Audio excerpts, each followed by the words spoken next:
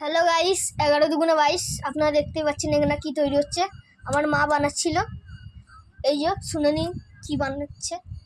ওই আলুর বড়া, এতে দিয়েছি একটু বেসন, চালের গুঁড়ি আর একটু রসুন, একটু লঙ্কা, আর এবারে ডিমটা দেবো। ডিমটা ফাটানো হয়ে গেছে। আপনারা জানেনই এটা খুব ইউনিক জিনিস। বুঝতে পারছি না কি, পরে কমেন্টে জানাবেন। একটু হলুদ দিলাম, কালার হওয়ার জন্য একটু গুঁড়ো লঙ্কা, ধনে গুঁড়ো, একটু জিরে গুঁড়ো, ব্যাস। ওটা সব মিলে মিক্স করে নেবো।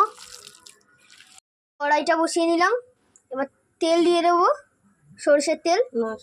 এই যে সাদা তেল দিয়ে দিয়েছিলাম, ভুল করে বলে দিয়েছিলাম সরষের তেল। 3-4 মিনিটের জন্য তেলটা গরম হতে দেবো। পেঁয়াজির মতন ছাড়া হবে, যেরকম পেঁয়াজি করে ওরকম করে একটু করে দিয়ে দেবেন।